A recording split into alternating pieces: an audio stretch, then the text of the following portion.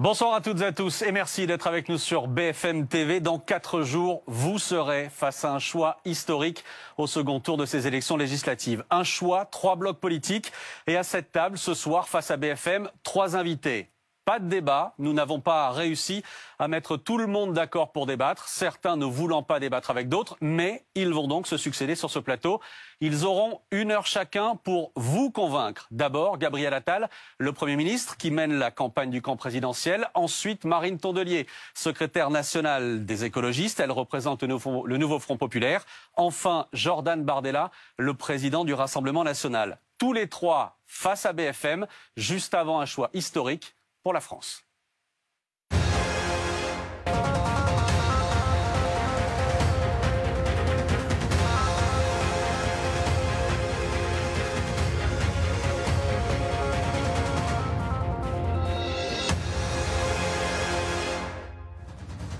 Trois invités face ce soir aux journalistes des rédactions de BFM et RMC. Vous les connaissez, c'est le principe de cette émission Face à BFM.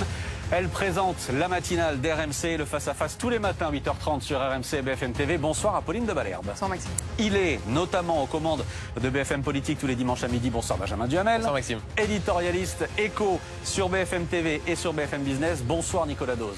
Bonsoir Maxime. Vous allez tous les 3 interroger nos invités. Le QR code s'affiche également pour vous chez vous. Vous allez pouvoir poser des questions toute la soirée à nos invités. Vous scannez avec votre téléphone portable et je me ferai tout à l'heure votre porte-parole. Nous sommes donc partis pour une soirée décisive. 3 heures capitales, je vous le disais, juste avant le vote de dimanche. Premier invité ce soir, le Premier ministre Gabriel Attal. Bonsoir. Bonsoir. Bonsoir Gabriel Attal. Bonsoir Maxime. Bonsoir Monsieur le Premier ministre. Merci d'être avec nous. C'est vous qui ouvrez cette émission. Juste un mot pour commencer sur les 2 personnalités qui vont vous succéder. Juste après, Marine Tondelier et Jordan Bardella. Qu'est-ce que vous pensez d'eux? Qu'est-ce que vous pensez de Marine Tondelier? Non mais d'abord, ce que je veux dire, c'est que je regrette que ça ne soit pas un débat. Vous vouliez débattre? Moi, je suis toujours prêt à débattre. Je l'ai fait tout au long de cette campagne. J'étais totalement prêt à débattre et je regrette, puisque je comprends que c'est parce que M. Bardella n'a pas souhaité que ce débat ait lieu. Je regrette qu'on ne puisse pas avoir ce débat. Je lui demanderai tout à l'heure pourquoi est-ce qu'il n'a pas voulu débattre. Moi, je vais vous dire, je pense qu'il a été probablement mal à l'aise dans un certain nombre de débats qui ont eu lieu ces dernières semaines, mis face aux contradictions de son programme, à des changements de pied permanents, à l'incapacité à dire comment il mettrait en œuvre certaines mesures. Je pense qu'on voit aussi chaque jour que des propos, des photos sont découvertes sur certains de ces candidats. Encore hier, on a vu une candidate qui posait fièrement avec une casquette nazie, et que donc il est probablement mal à l'aise par rapport à tout ça. Mais moi je le dis, on est dans un moment historique, vous l'avez indiqué, et donc on a besoin de débat.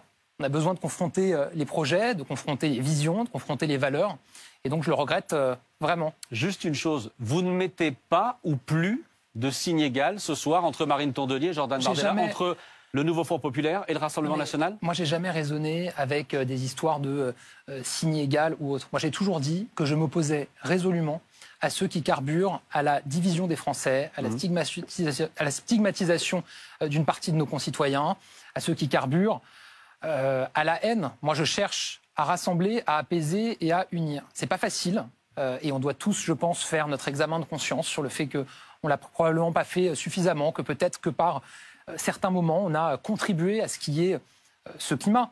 Mais moi, je pense que l'essentiel et notre responsabilité à tous, c'est de rassembler. Vous commencez l'émission par un mea culpa. Je pense que les résultats de ces élections, le moment politique qu'on vit, il appelle à une profonde humilité. Une profonde humilité, évidemment. Et que chacun doit, je crois, se remettre en question. Au fond, dans ces élections, on a vu des Français nous dire qu'ils se sentaient pas compris dans ce qu'ils vivent. Pas reconnus pour ce qu'ils font, et souffrir d'une forme d'incertitude très forte vis-à-vis de l'avenir. Et moi, je dois reconnaître que probablement qu'on n'a pas apporté l'ensemble des réponses suffisantes pour répondre à tout ça. Je vous coupe parce que quelle réponse vous pouvez apporter au vote de dimanche soir? C'est précisément l'objet de la première interview avec Apolline de Malherbe qui nous rejoint. Apolline, c'est donc à vous.